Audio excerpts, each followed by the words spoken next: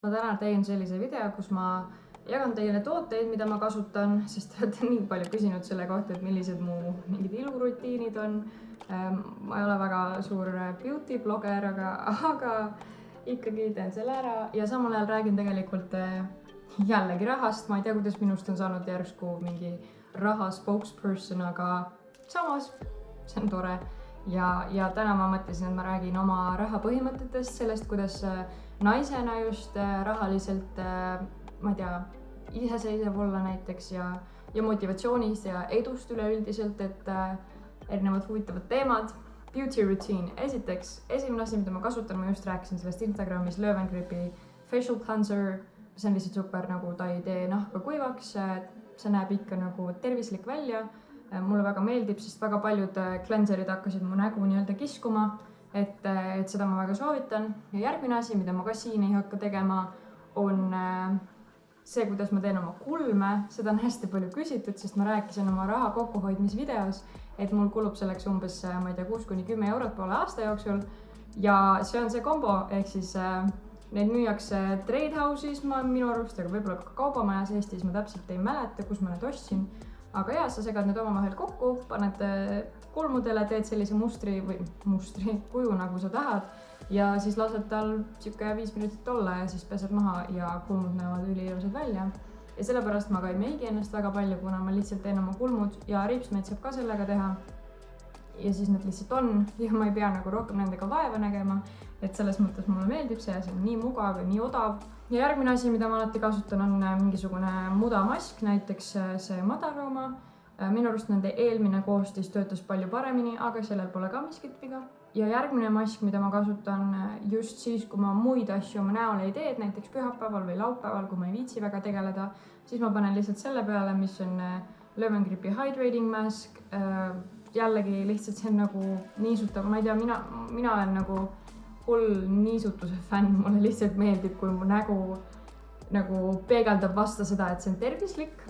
Aga nüüd, kui minna esimeste rahapõhimõtete juurde, siis võib-olla kõige paremini võtab üldse kogu selle nagu minu suhtumise rahasse kokku lause, et kui sa oma raha hästi ei korralda, annad sa selle kellelegi teisele, kes oskab seda paremini nii-öelda manageerida. Kui nüüd mõelda selle peale, et kui sa oled nii-öelda nagu pilla-palla oma rahaasjadega, siis tavaliselt on keegi sinust palju-palju targem, kes oskab sinu sellest nagu laiali olemisest kasu võita ja paremini seda raha kuskil manageerida.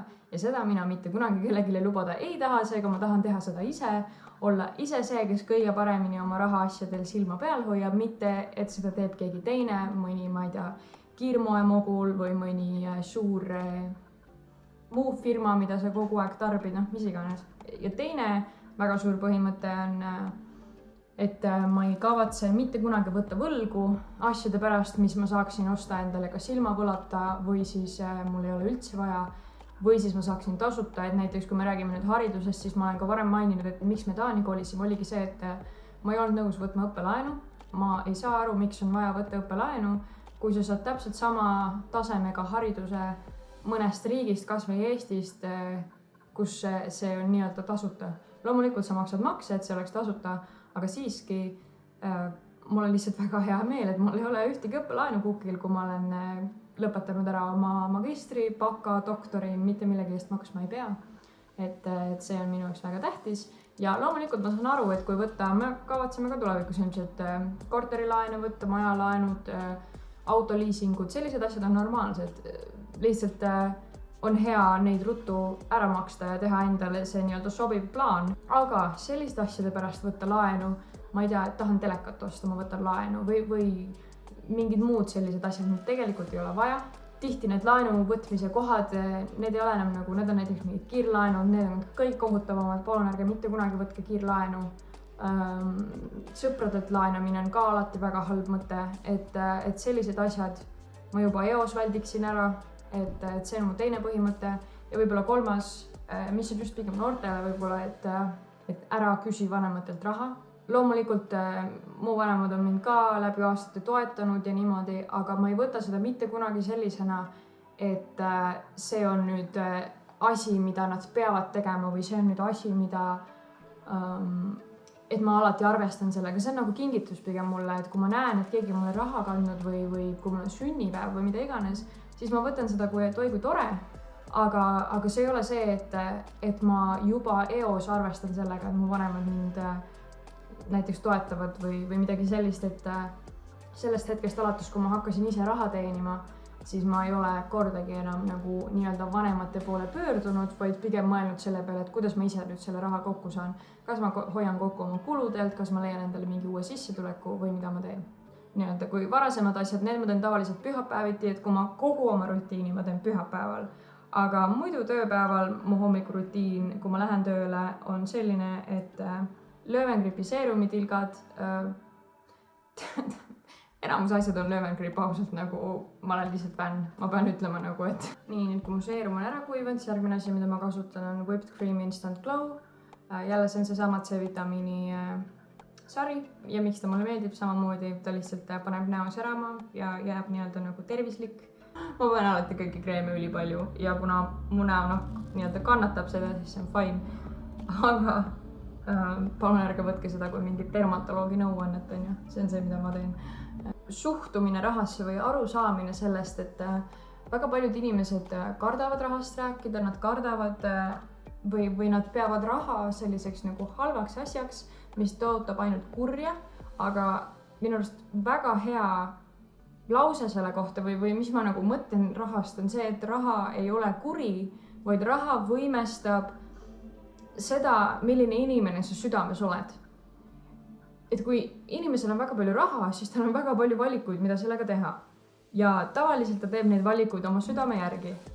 Ja nüüd ongi see, et kui sa oled hea inimene, siis sa tahad teha häid asju sellega. Võib-olla sa tahad lubada oma lastele paremat tulevikku või annetada seda kuhugi või kuidagi toetada või ma ei tea, filantroopilisi asju teha. Või siis, kui sa ei ole südames hea inimene, siis sa ei tee kõigeid asju selle rahaga.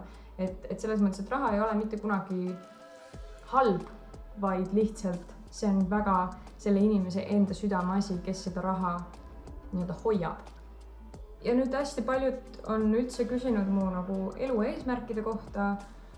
Ma ei ole väga selline inimene, kes teeb nagu väga suuri eesmärke rahaliselt, et mul ei ole nagu sellist eesmärki, et ma hakkan, ma ei tea, et minust saab miljonär või ma hakkan maru rikkaks või nagu ma ei mõtle sellistele asjadele ja ma üldsegi, ma olen varem ka vist sellest rääkinud, et ma ei tee väga suuri nagu eesmärke, et ma nüüd 5 aasta pärast pean kindlasti olema seal, mul peab olema selline auto, mul peab olema nii mitu last, ma pean oma karjääris olema seal, ma ei tee selliseid asju, sest see on täiesti mõttetu stress minu arvates, üli ebavajalik, aga on selles mõttes ikkagi mul on nagu mingisugune, ma ei tea, lagi või mingisugune latt, et ma tahan teatud elustiili järgi elada, mille nimel ma ka oma eesmärke ja sissetulekuid sean, et see eesmärk ise ei ole see, et ma nüüd, ma ei tea, tahan nii palju teenida, vaid mu eesmärk ongi see, et ma tahan teatud elustiili järgi elada, mis võib olla see, et ongi, et ma olen võimeline investeerima headesse brändidesse, ma saan toetada väikseid ettevõtjaid ja lihtsalt nagu see, et ma ei pea võib-olla stressama nii palju raha pärast, vaid see on nagu minu jaoks kõige tähtsam, et mul on alati see kindlustunne, et kui ma nüüd täna töö kaotan,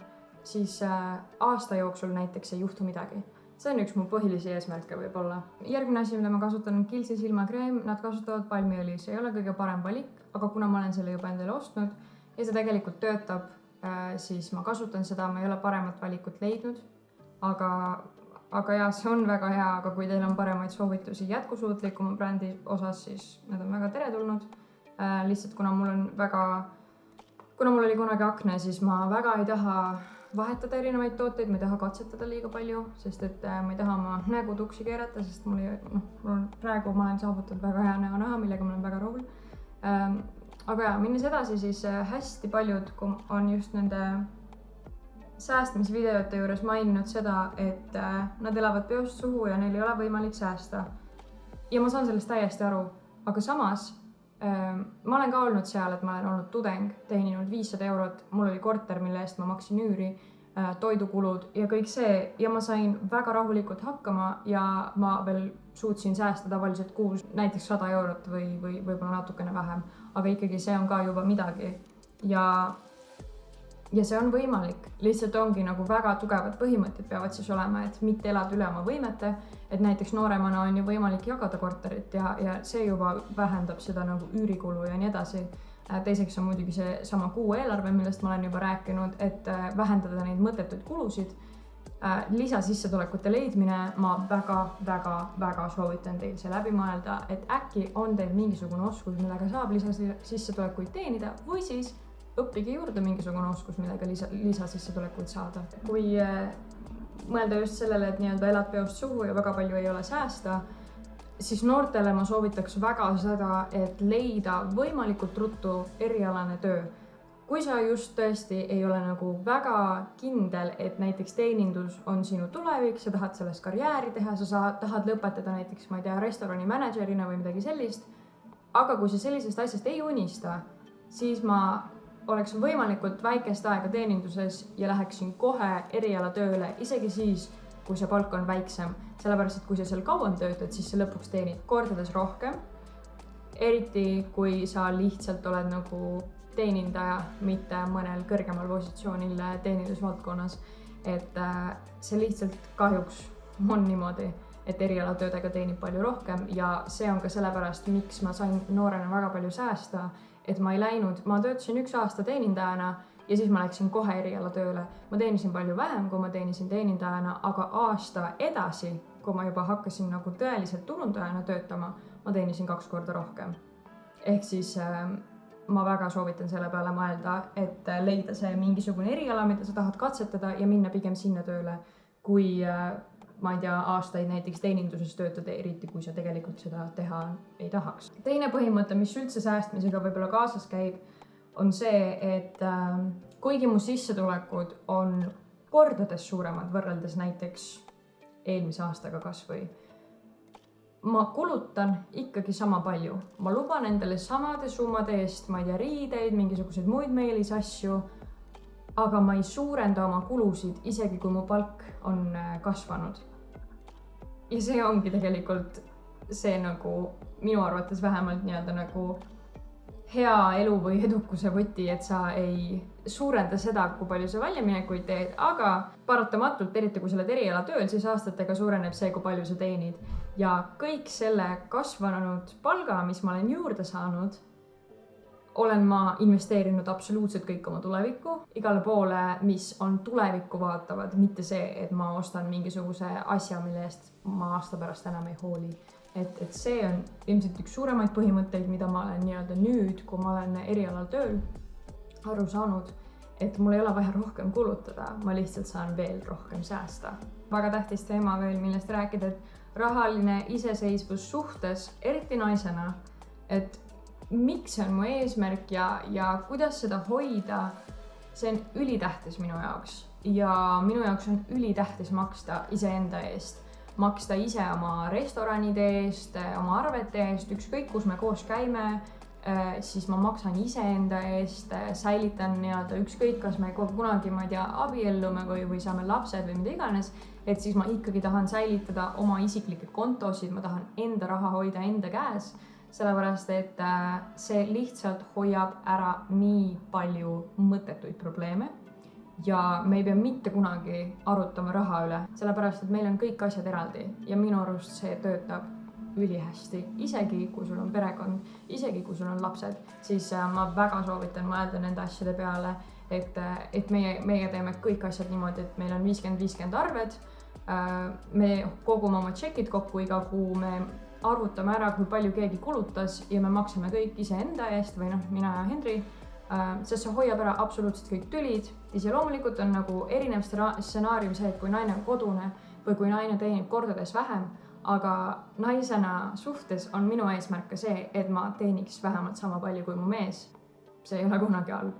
Et see on ka üks eesmärk võib-olla, mis mul on, et isegi, et ma ei aja nagu taga mingit summat, vaid ma ajangi seda iseseisvust taga, et mul ei oleks neid probleeme, mis tekivad rahalisest ebavõrdsusest ja sellest, kui üks sõltub teisest väga palju. Ja kolmas asi, mis minule on väga oluline ja mida ma kindlasti tahan teha lähiaastatel, on isiklik kinnisvara, isikliku kinnisvara omamine ka siis, täpselt samamoodi nagu ma ütlesin, kui me peaksime saama lapsed, kui me peaksime abielluma, mida iganes me teeme oma tulevikuga, ma tahan omada oma kinnisvara, mis on ainult minu oma, sest näiteks ilmselt ma tahaks umbes 5 aasta jooksul osta endale enda korteri, kas siis Eestisse või Taani.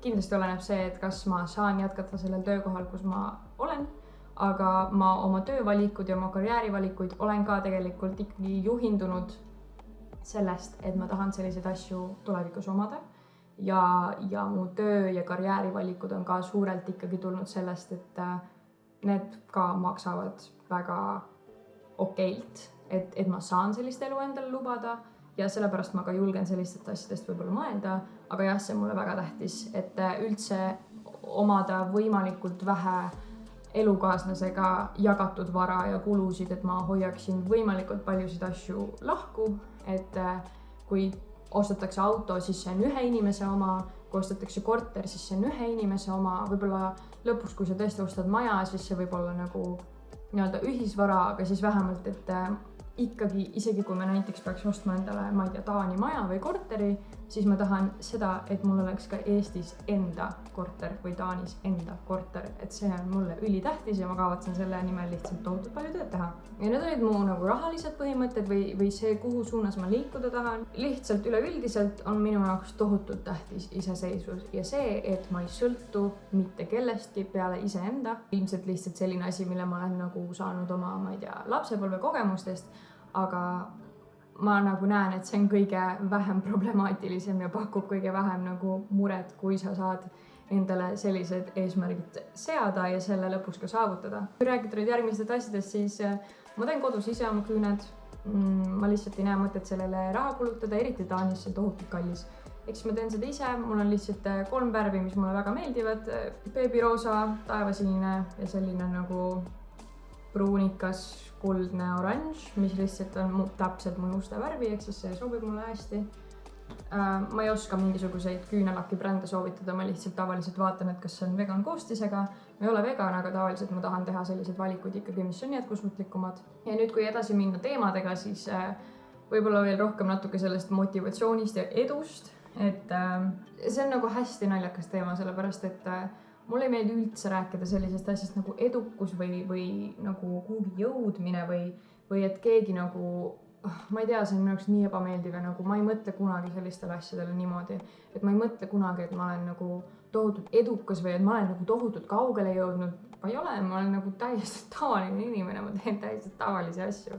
Nagu ma käin tööl, ma käin koolis, ma olen tudeng. Et nagu igaüks ilmselt defineerib oma edu ise, aga minu jaoks ei ole edukus. Hästi palju on nagu seda, et mu sõbrannad on ka seda rääkinud, et kõik on nii edukad, teenivad palju paremini, ma pole ikka veel kuhugi jõudnud, et ma kuulen seda hästi palju ja tihti seda öeldakse ka nagu minu pihta ja ma nagu saan sellest aru ja võib-olla ma olen ka nagu osa sellest probleemist või ma ei tea, aga lihtsalt edu on väga suhteline mõiste. Minu jaoks on edukus iseseisvus. Et ma paneks sinna võrdlusmärgi, et edukus ei ole see, kui ma saan miljonäriks, vaid edukus on see, kui ma suudan ise endale kõike pakkuda ja ma suudan ise selle kõik ehitada, et ma olen väga siuke nagu, nagu te olete aru saanud, ma olen väga suur siuke nagu, ma ei teagi, overachiever iseenda suhtes, see on jälle see nagu, ma ei tea, kust see tuleb. Ma lihtsalt tahan teha tööd, mida ma armastan. Võib-olla tõesti üks eesmärk on see, et ma alati saaks vähemalt 50% oma sissetulekut kõrvale panna suuremateks eesmärkideks, mis tagavadki mulle nii-öelda suuremat iseseisvust tulevikust ja teistest jällegi sõltumatust, et kõik nagu koondub selle taha ja see on minu jaoks edukus, et mul on täiesti ükskõik, kui palju ma palka teenin või kui palju ma iga kuu, mis summad mul lõpuks kokku tulevad, see ei ole tähtis, vaid mul on tähtis see, et ma tõesti kas siis naudiks kõike seda vaeva, mis ma nende asjade nimel näen, kui te saate mu mõttest aru. Kui nüüd nagu küsitaksegi, et kuidas sa leiad motivatsiooni kõikide nende asjadega tegeleda, siis minu arust nagu motivatsioon üleüldiselt on suht nagu BS asi või nagu ma ei oska selline nagu seda õiget eestikeelset sõna öelda, aga sellise asja ei eksisteeri. Seda ei ole nagu, et minu jaoks ma ei saa kuskilt seda motivatsiooni. Mulle lihtsalt väga meeldib teha neid asju ja ma võin öö läbi teha neid asju, sest ma tõesti väga armastan seda ja ma olen avastanud selle, mida ma armastan. Ehk siis, kui sa tunned, et sul on vaja leida tohutut motivatsiooni mingite asjade tegemiseks, loomulikult seal võivad olla ka mingisugused vaimsed asjad, mingisugused probleemid, mida sa ei ole võib-olla läbi mõelnud või kus sa ei ole abi küsinud, mis on väga tähtis.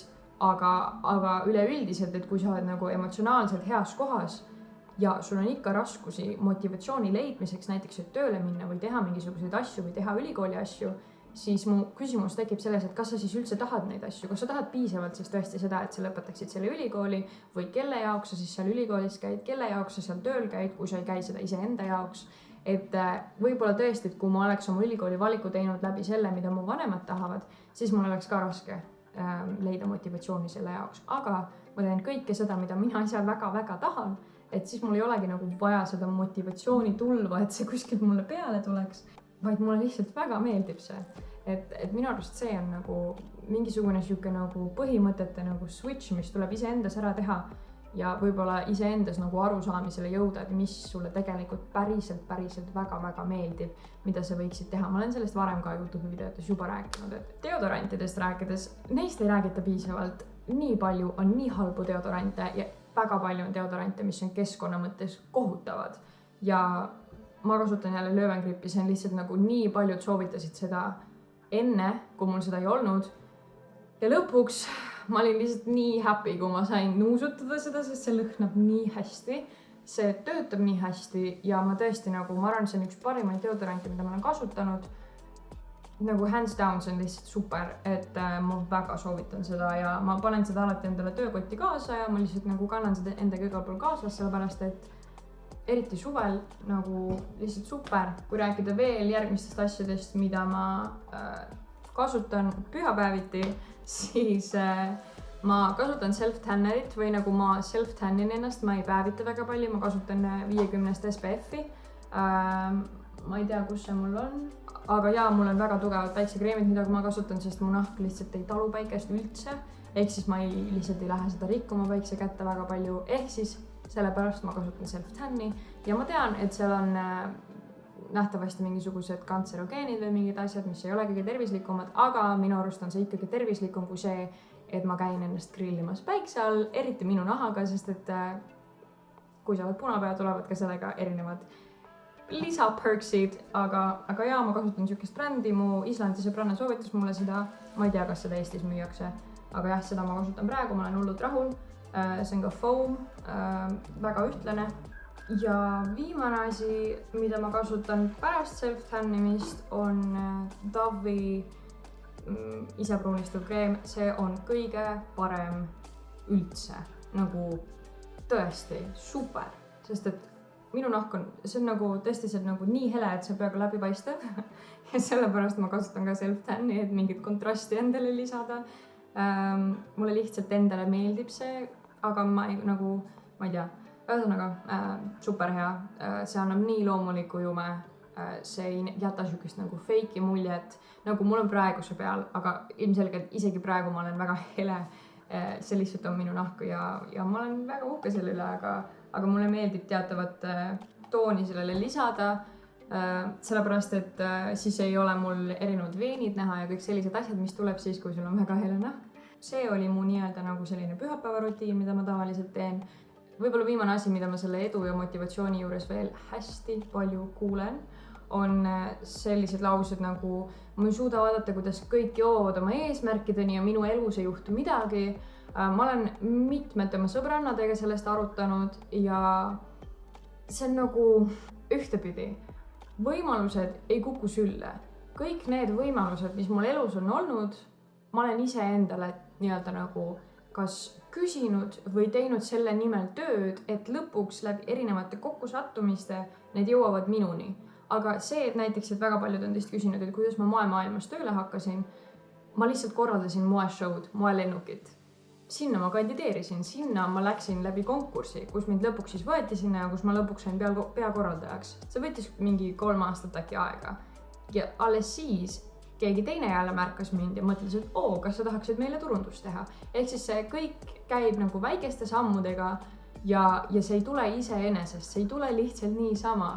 Et kõikide nende lausete puhul ma nagu mõtlen pigem sellele, et kui sa tõesti nagu tunned, et sinu elus ei juhtu mitte midagi, siis tee endast kõik selle nimel, et su elus juhtuks midagi, et mine küsi endale neid võimalusi, vaid ära oota, et need sulle sülle kukuvad. Et ma tõesti, ma ei oskaks nagu ühtegi, võib-olla Henri on ainuke asi mu elus, mis on mulle justkui sülle kukkunud, aga kõik ülejäänud asjad olen ma iseendale nii-öelda nagu kuidagi läbi mingite sammude ikkagi nagu saanud. Et see ei tule lihtsalt tühjast kohast ja see on ka jällegi mingisugune selline mõttemuster, mille muutmine on väga vajalik, kui sa tahad nii-öelda nagu, ma ei tea, kuhugi jõuda või nagu et selles mõttes ka, ma olen Instas seda quote'i juba jaganud, et ära oota homset või keegi sinusse armumas, vaid tee kõik selle nimel täna, et sa saaksid tulevikus öelda, et jah, ma tegin oma otsused ise, ma olen nende üle uhke ja tänu enda tööle ma olen nii kaugele jõudnud või ma olen siia jõudnud, kus ma elus olen.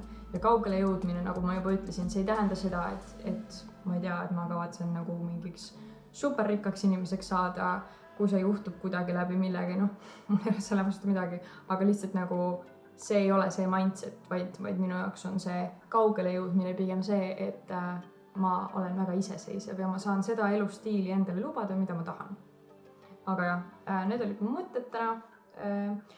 Minu arust mul on ka Löwengripi sooduskood, ma panen selle kirjeldusse, sest et nagu ma ütlesin juba, ma olen fänn, aga jaa, ma loodan, et teile meeldis selline nagu rohkem jutustav video. Võib-olla see on rohkem päris, aga ma ei tea. Järgmise video ma teen, kuidas teha endale motivatsioonikirja, nii et be ready. Ma ei tea, millal ma selle teen, sest mul pole õrna ja millal mul aega on, kuna ma käin kogu aeg tööl.